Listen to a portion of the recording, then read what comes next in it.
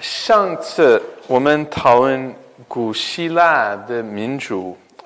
So last time we spent a lot of time discussing the legacy of ancient Athens for democracy. And the main legacy is an institutional legacy, 是机构，而不是哲学。I mean, most of the great political philosophy in ancient Greece was actually quite skeptical and critical of democracy. And today, we're going to look at the three greatest and most influential philosophers from ancient Greece. First is Socrates, who, like Kongzi, never actually wrote anything. He was a teacher. You know, Kongzi is the most famous teacher in China.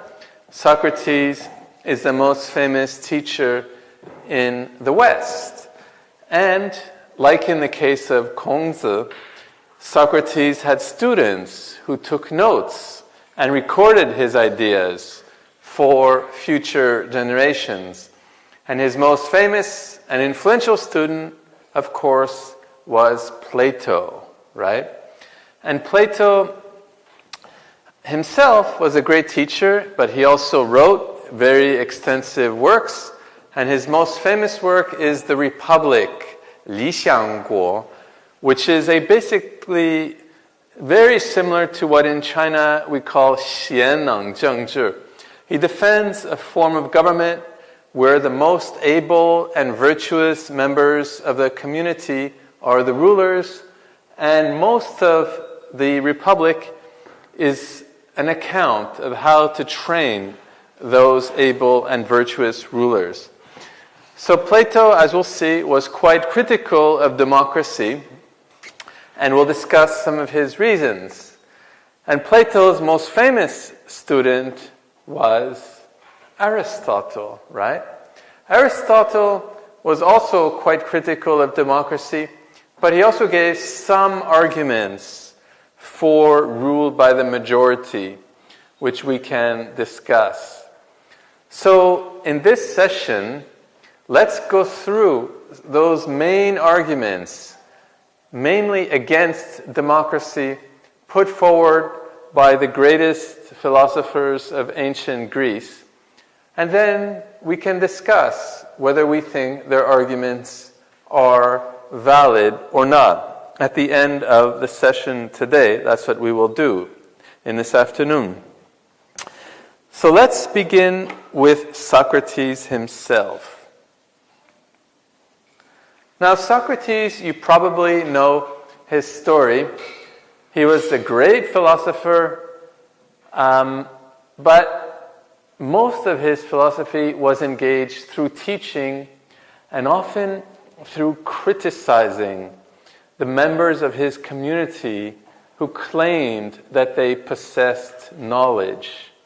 And Socrates, through constant interrogation of the powerful and wealthy members of the community, exposed those powerful members as less than intelligent.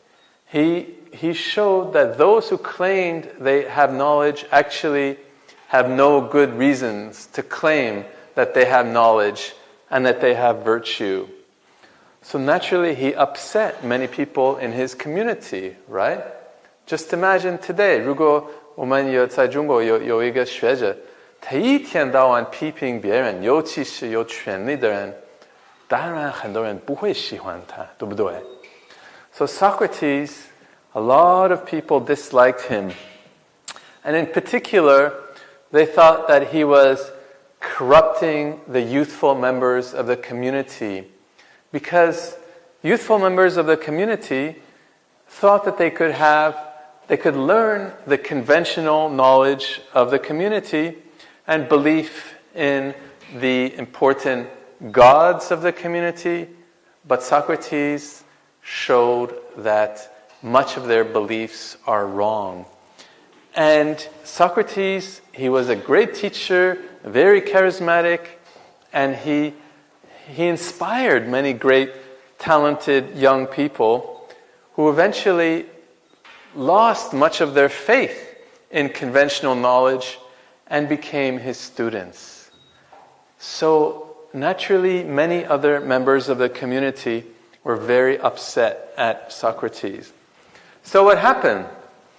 There was a trial. And remember, in Athens, it was a democratic society, right?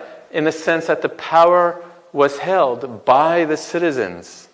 And it's the citizens who decided whether Socrates should be accused of corrupting the youth of his community, 腐化青年, and whether he also cast doubt on the gods of the city. And after a kind of lengthy trial, Socrates was found guilty by the members of the community who were the jury, basically, and he was sentenced to death. Okay? So very severe punishment for Socrates. Why was he punished?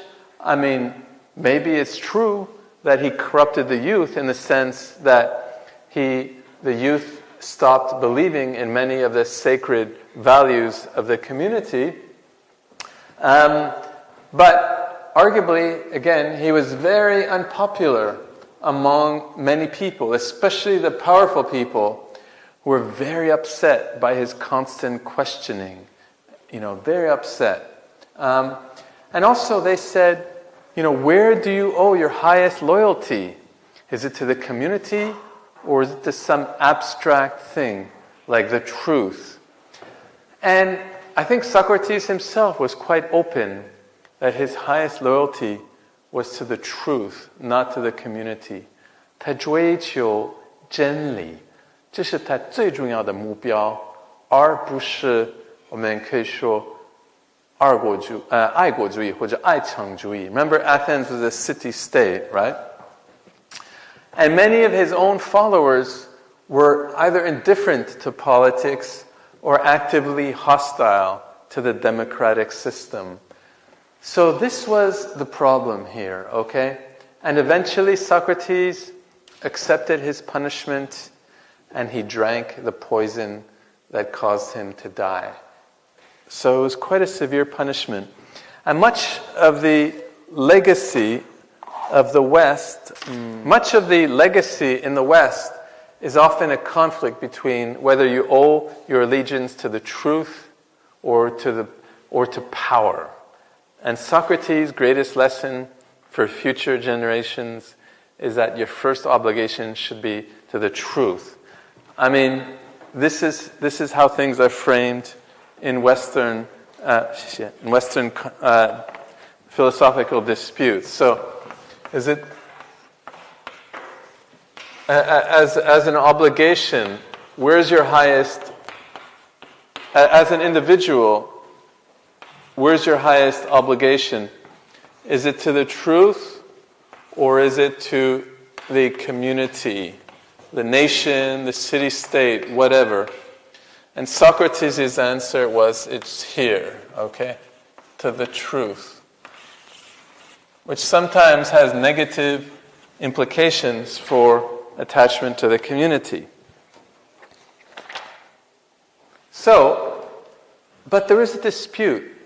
Was Socrates really an enemy of democracy? 他真的是民主的敌人吗？有人说是，有人说不是，也有学者说不一定。所以我们会看不同的 argument， 然后我们可以讨论。So these are philosophers of the 20th century. And Ernest Baker was a great translator of ancient Greece and also himself an interpreter. I.F. Stone was a famous journalist who in the last 10 or maybe 20 years of his life devoted himself to learning Greek, ancient Greek, and wrote a very famous critique of Socrates. And they both said, yes, Socrates was an enemy of democracy. 他真的是民主的敌人。为什么呢？ First, he abstained from public affairs. Of course, he did his minimal obligations, 最底线的义务他会做, 但是其他他不会做。所以很多人说他放弃他的可以说公共精神或者公共事务。He basically did not seem that committed to serving the community. 他好像不完全为人民服务，而是为真理服务。And also he very said, 他说，哎呦，为什么呢？他也说了，政治太腐败，我也不想做。So he specifically was very critical of the politics of his day, saying it's too corrupt, 我也不想做, okay? And also, he was very critical of the majority of citizens. 对大数的政治或者大数的公民，他非常怀疑，他觉得这些人真的不聪明，真的很笨。He criticized most of the. If you just follow the majority view, most people are not rational. 他们不够理性 okay? And they decide things without good reasons. So if democracy is ruled by democracy here is politics by the people, right? By the people. And the people, most people are ignorant, okay? Most people are ignorant. Therefore, democracy, if this is democracy is ruled by the ignorant majority. What a ridiculous system, right? Not only that, but at his trial, if he really wanted to fight for himself, he would be, 他会谦虚一点, 而且他好像理论上他应该妥协, but to be frank, he looked quite arrogant, and he made no attempt to defend himself in a serious way. He almost provoked the jury into saying, you say that I corrupted the youth, you say that all these things, go ahead, sentence me to death. He refused to compromise and sounded arrogant, as though his aim was to discredit the whole democratic system by saying, you guys are the majority, you guys are ignorant, you sentence me to death, people will know how bad democracy is. It seems like that was his intention, okay? That's what these interpreters say. But other thinkers, the most famous is Karl Popper. He was a very famous professor at London School of Economics. Some of you may have may know his ideas. Very famous liberal. His most famous student, or one of them anyway, today is George Soros, who's a very influential billionaire and defender of liberal democratic causes around the world. Karl Popper says, no, 他不是民主的敌人. He's not an enemy of democracy. Because actually Socrates explicitly said, after he was sentenced to death, he explicitly said, I basically respect the Athenian legal system. 他觉得我们的法治还是可以吧. So therefore we should either obey the law, 要服从法治, or use rational means to change it, use persuasion to change it. And he says, I tried to use persuasion to change it. I failed in my trial. Therefore, I accept the punishment. It's a legitimate punishment, and I want to affirm my commitment to the rule of law in ancient Athens. Okay? And he sometimes says, yes, most people are ignorant most of the time. Okay, fine. But 主流的价值观, conventional moral training, 基本上也有一些,还可以的一些内容, He says sometimes a conventional moral training is quite reasonable. For example, people say you should never treat your own parents with violence. 不应该用暴力来解决家庭的一些问题。他基本上都同意。他说 these conventional moral values are good. I don't want to discredit them. So it's not quite true that I want to corrupt the youth to that extent. So that's another view. 完全不一样，对不对？有的人说他是民主的敌人，有的人说不是，他是民主的朋友，反正他喜欢民主，他不是敌人。但是有一些人说，没有那么简单。理论上他觉得民主是不好，但是实践上我们还是要支持民主。He maybe in principle, in theory, he opposes democracy, but in practice, he agrees with it. It seems like why? 好像有矛盾，对不对？怎么可能这样的呢？ Well, in principle, in theory, it should be 贤能政治的制度 ruled by the best and most virtuous members of the community. 谁会反对，对不对？理论上我们都觉得是很好，对不对？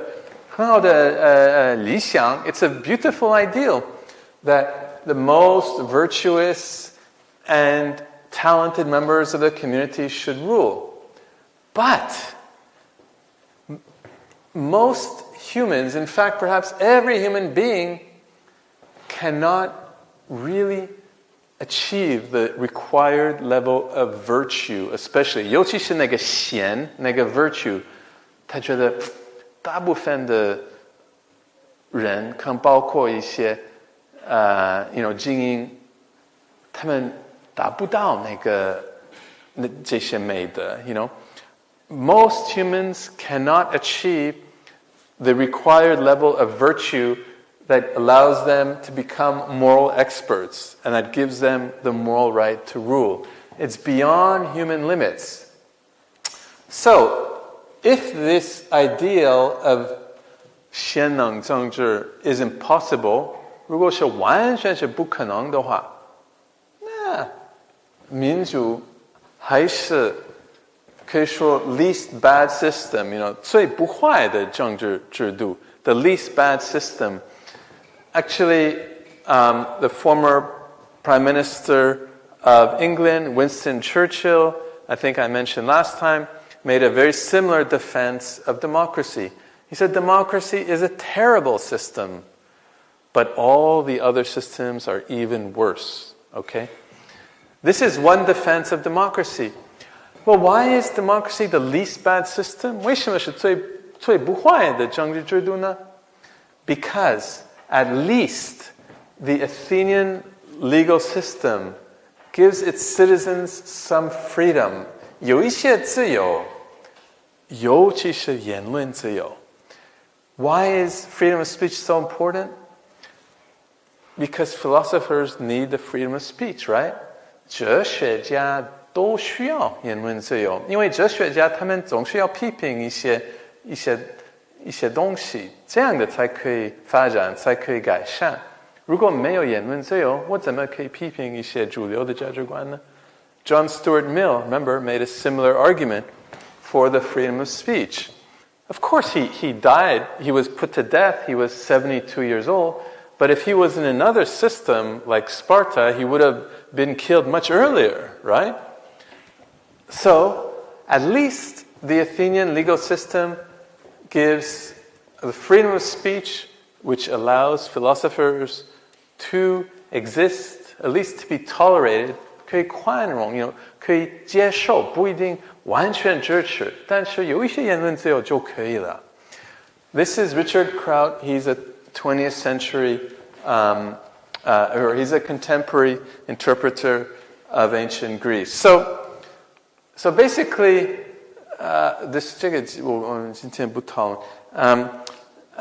basically there's three different answers, and each one is kind of reasonable. It's hard to choose between them. 有的人说是民主的敌人，有的人说不是民主的敌人，有的人说理论上他反对民主，但是实际上他觉得还是民主是最不坏的制度。Okay? There's 3 different answers. Let's look at what Plato said, because Plato developed his views in much more systematic way, right? Plato was very famously prolific and by far the greatest philosopher of his generation, and some people in the 20th century, a famous philosopher, said that all of philosophy is a series of footnotes to Plato. Of course, that refers more to Western philosophy, right? But basically, most of the ideas that were debated in subsequent history came from Plato. Okay? Plato was very, very upset at Athens because they killed his teacher. They killed his beloved teacher, right? They sentenced the teacher that he loves to death. So you can imagine how upset he was, how much he strongly disliked Athenian democracy, right? And also, Athens lost a major 30-year war with Sparta. It showed that it didn't have a lot of it didn't have a lot of ability in warfare. Now, from his teacher, he inherited the idea that moral experts should rule. 他当然也支持贤能政治，尤其是贤那方面。But unlike his teacher, he thought it's possible. Maybe it's difficult. Of course, it's difficult. I think you read some of the Republic, Li Xiangguo. It requires decades-long training. But if you have the right educational system, the right training for public officials, 慢慢来, we can identify moral experts, those who have enough ability and virtue to be the rulers of the community and to rule the community in a just way. Okay? He thought it's possible, and the main reason he wrote The Republic is to show precisely how this could be done in great detail. Okay? So he was less skeptical about we can call it rule by the guardians, we can call it political meritocracy, in Chinese, 贤能政治. He also, like Socrates, defended the ideal, but he thought it's still possible to have that system. 他批评民主, he says, 表面上, on the surface, democracy looks beautiful. I think some of you read that book from the Republic, where he describes democracy. He says, wow, so many different colors, and it looks very, very attractive on the surface. There's a great diversity. Everybody has equal political opportunity. All the citizens, in principle, 大家都有平等的机会，挺好，对不对？ And lots of freedom, 很多自由. So it's on the face of it, democracy is a good thing. But he says, if you look at the consequences of democracy, 看民主的结果是非常非常糟糕。OK， 这是当时他批评民主。我觉得这些批评对当代的民主还是有时候有人说还是很值得讨论。So what are his arguments against democracy then? Well, he made 2 main arguments. The first is that it leads to political instability, 会导致不稳定的情况. And a second major argument, it leads to moral corruption, 道德腐败, okay? But then there's a debate whether he also had some views that yes, democracy is bad, but especially in his later works, he came to recognize that it's bad, but it has some, let's say, practical benefits too. Okay? So let's look at his arguments against democracy. The first, he said, people will be swayed by these demagogues. Demagogues 我们可以翻译成煽动家，就是 I mean, today there's very good examples, right? Think of the American president, Donald Trump. 他很不理性，对不对？ And he appeals to people of very, like, sometimes racist, emotions, and to people's kind of ugly, emotions like hatred, and so on. And Plato says, if you have democracy, it's easier to gain people's support by appealing to their emotions, especially the bad emotions, than by using rational argumentations. 我们学者们讨论哲学的问题，当然我们要讨论比较理性的问题。我总是问你们的理由是什么，我也讲一些东西，一定我会讲有什么理由，对不对？但是如果真的是民主的制度，我希望你们会支持我，我不一定会怎么讲，我会说，哎呀，你看我跟这个人特别坏 ，OK， 你要支持我。如果你们支持这个人很糟糕 我会用这些，可能我会用这些难听的一些语言 And for Plato, he believed 大部分的人，大数的老百姓都会受到一些不好的影响。It's easier for them to be persuaded by emotions than by rationality. So, if that's true, the policies will not be consistent. 总是这些政策总是会有一些变化，对不对？ And people will come to think that the rule of law is not so important. Look at now. It's in a way it's good for this class, but maybe bad for the United States that there is a president who just clearly all these bad traits of democracy are very embodied, in the current president of the United States. 他说法治没有那么重要，对不对？我说了算，他会总是说我有一些变化，没事，就是这样的，我说了算。So this is a problem of democracy. It encourages, appeals to emotion rather than rationality. 我们的目标不是和谐。Our aim is not to have harmony and between diverse views. Our aim is to win, to defeat the opponents, and we can use whatever means works for that, sometimes even means that show contempt for the rule of law. So naturally, Plato was very upset by this because such arguments led to the execution of his favorite teacher, Socrates, as well as just bad policy making in a war situation, which led to the defeat of Athens. And what 道德腐败是什么意思呢?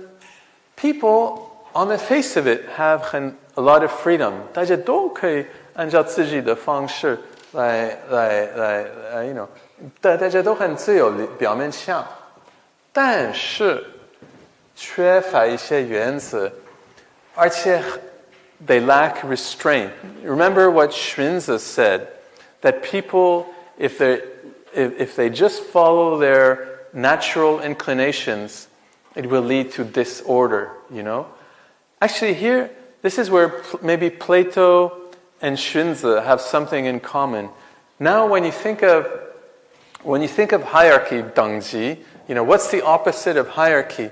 In a modern society, most people think it's equality. Actually, Plato and Xunzi both said no. The opposite of hierarchy is chaos, 乱, okay? 其实, 中国文革的时候，表面上大家都很平等，但是非常非常乱的社会，对不对? So this is it. People have a lot of freedom in democracy, but they lack principles and restraint, and will lead to a very chaotic society. In the passage where he describes democracy, maybe it's a bit extreme, the description, but if people decide that they don't like peace, they can just carry out a private war. Or students, he says, don't respect their teachers, 像文革的时候也是这样，对不对？学生都可以折磨他们的老师。Criminals can roam free. All these are these are indications of the moral corruption of democracy. So Plato was very hostile to democracy because of these issues. It leads to instability and to corruption. So, but again, there's arguments about whether Plato was really totally against democracy or whether he still saw some virtues for democracy. And one of the arguments is this, right?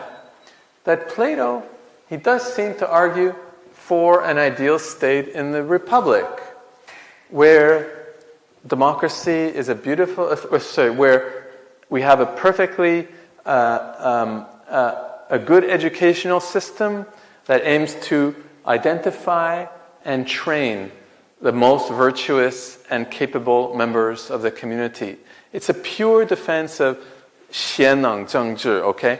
So that's why people say, 贤能政治是中国的政治文化, 但是西方也有, 尤其是理想国, okay? And he seems to say this is the best thing. Once you identify the most virtuous and capable members of the community, they could know what is just, and then they could implement policies that are just.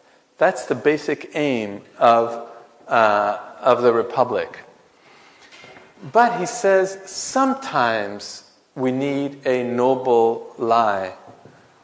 高尚的谎言, okay? What does that mean exactly? Well, he says the problem is that not everybody will recognize that not everybody will accept that they're not so smart and talented, and they might not accept the decisions of those who are actually more virtuous and talented than them.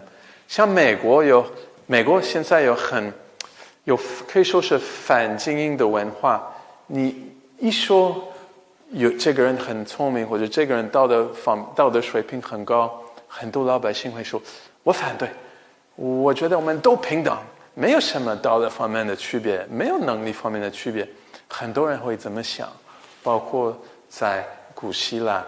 所以 Plato 觉得那怎么办？怎么说服这些老百姓？怎么说服这些反精英，就是倾向反精英的老百姓？ He says we need a noble lie. And what is his noble lie?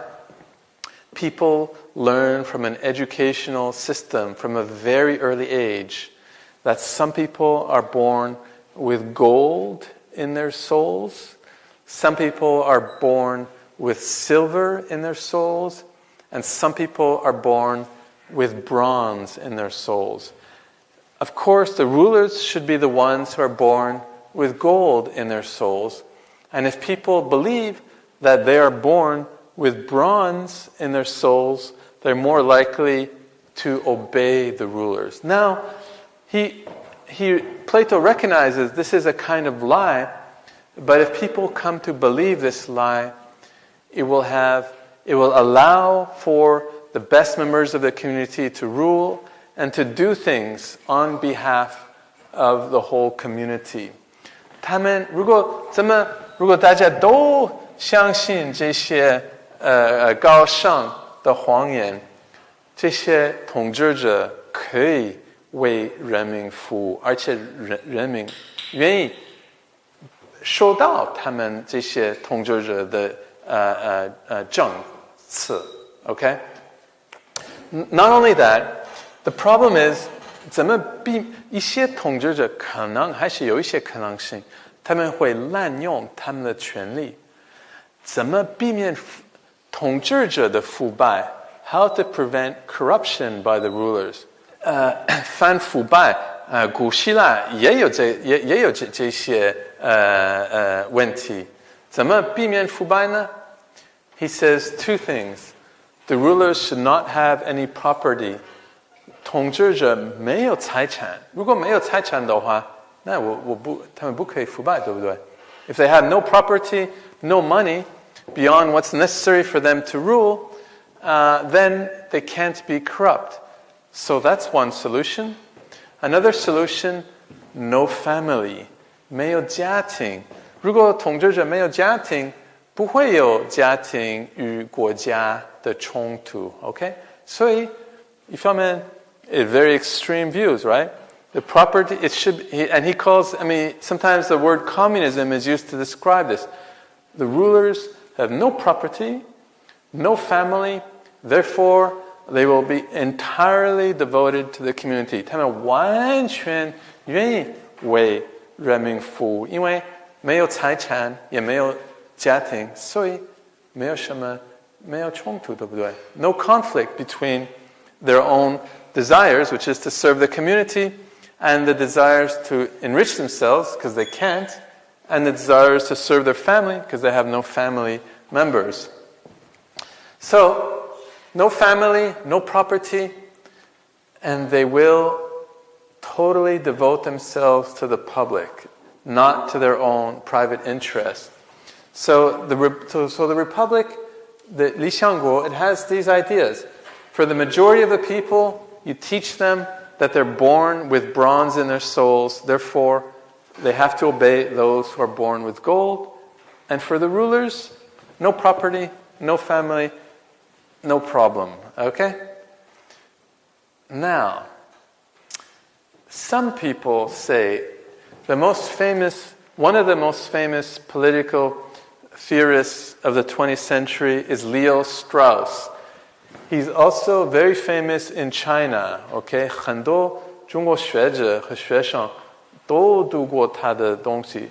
And his view is that this was not serious.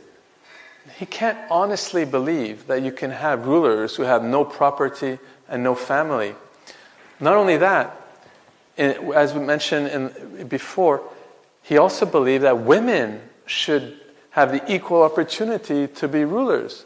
因为如果是很平等的机会，那男女不应该有别，我们就选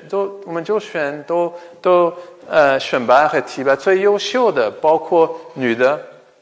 So that was so crazy in his day that some thinkers in the 20th century said that Plato was not serious. He was being ironical. And one of his students called Alan Bloom, who was a professor at University of Chicago, he translated the Republic, and he wrote an introduction.你有吗? Oh, okay. Oh, wow. 所以也有中文版. So it's a very, very long introduction where he explicitly makes this argument that Plato was not serious. He couldn't have honestly believed that it was practicable, that it was realistic to abolish property for the rulers, to abolish their family, and to allow women to be rulers. He was being ironical.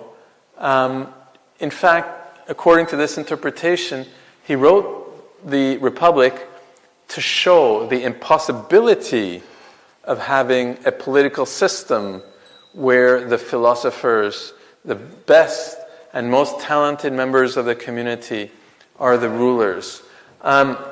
So this is an interpretation that's famous, and also many of his the thing about the Straussian political theorists, it's like a secret group, secret religion or cult, and apparently the teacher Strauss was upset that Alan Bloom wrote about these secrets to everybody. But basically, according to this view,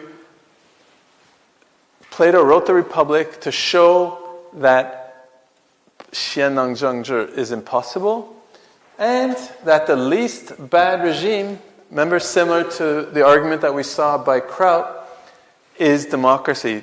最不坏的制度是民主. Why? Again, because at least democracy is not directly hostile to philosophy. Because you have the freedom of speech, you can have some philosophers to not necessarily thrive, but at least they're tolerated and they could do most of their work, right? Maybe think of 中国, 战国时代也有一些言论自由, 对不对? I mean, 孔子, 孟子, 荀子, they could go from community to community and try to persuade rulers. And maybe that's why it was the best time for philosophy in Chinese history too, right? Maybe. Philosophy, the rulers will never be in love of philosophy because there's always going to be a conflict between truth and serving the community according to this view. But at least they're indifferent. 他们不会干涉，他们会接受。OK， 有一些言论自由，他们有一些学者，他们总是批评，总是不满意。OK， 算了。OK， so at least in those conditions, philosophy can thrive. Okay, that's an argument that's suggesting that Plato, in this way, was very similar to Socrates, where 理论上民主是不好的东西，但是实践上是最不坏的制度。Okay. Some people, this is a very controversial interpretation, but it's an interesting one. What is for sure is that in Plato's later works, in The Statesman and the Laws, there he was less extreme in his arguments against democracy, okay, especially rule by the majority. He says, maybe there's, in every single state, 现实的国家中需要一些 老百姓或者公民需要一些空间，一些参与政治的空间。If you can't have only lies, even if they're noble lies, to rule a community and to persuade the people, you still have to give a little bit of opportunity for the people to participate in politics. Only this way will they be satisfied. Only this way, 我们可以说可以满足老百姓的要求. Okay? We need some form of popular consent. He's against pure democracy where the majority decides on important policies. He's against that, obviously. They sentenced his teacher to death. They led to crazy policy making in wartime. But you still have to allow for some form of popular consent and participation. 我估计现在包括在中国有一些学者觉得先能政治是个好东西，但是大家都承认也需要一些民主，对不对？可能北朝鲜不需要民主，但是其他国家包括中国需要一些参与政治的一些机会，对不对？ And in his other work called The Statesman, he said, at least democracy has some form of rule of law. 有一些法治。 It's the worst of the good types of democracy. We're going to see Aristotle specifically discuss this in great depth. But it's the best of the bad types. We're going to see Aristotle, his student, developed this argument in much more detail. And basically, if you have oligarchy is 寡头政治, just a rule by a few, it's easier to get things done, 要办事, 是比较效率很高的政治制度. But, so 民主有时候很乱, it's very 效率很低. But he does say that democracy has less power to do evil than oligarchy. The big risk of oligarchy, 寡头的 Zhengzhi is that it has the power to do bad and also in an efficient way. So if you have rule by the few people, it could do good in an efficient way, but it also has power to do bad in an efficient way, right? Like think of the Second Gulf War when, remember, the president of Iraq, Saddam Hussein, just decided to invade Kuwait. You know, obviously that was a disaster for him and for his country, right? So rule by a few or rule by one has power to do lots of good, but also power to do lots of bad. And if your aim is to avoid evil, we're going to see that's really the central defense of the American political system, then democracy is the least bad system. So 我觉得因为我们可以 well, let me just summarize, and then we can take a break and then discuss Aristotle. And then 然后我们可以讨论一些问题, okay? So just to remind you, the two main arguments against democracy, first is that it leads to instability because most people are not rational. 现在很多学者包括在西方包括在美国他们在研究这些问题投票的人是不是理性 And a lot of contemporary social science research shows that most voters are not very rational, okay? This argument is still very, very powerful today. And there's a book called Against Democracy. 我不知道有没有中文版.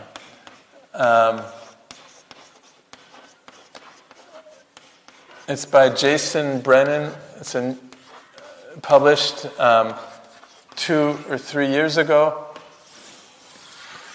And he uses lots of contemporary social science to support this argument. Very controversial, of course, right? And the second argument is that it leads to moral corruption because people think they have freedom and they can operate without any restraints, and then whoop, this leads to a kind of a chaotic situation. And the most, and again, there's very good examples of that, including maybe the early part of the Cultural Revolution in China was really quite democratic, lots of participation by the people, by the young people especially, but it led to a chaotic situation. So, 然后我们会看 Aristotle 他都补充他的老师的一些反民主的理由，所以我们会看 Aristotle 对民主有什么看法，然后我们可以讨论。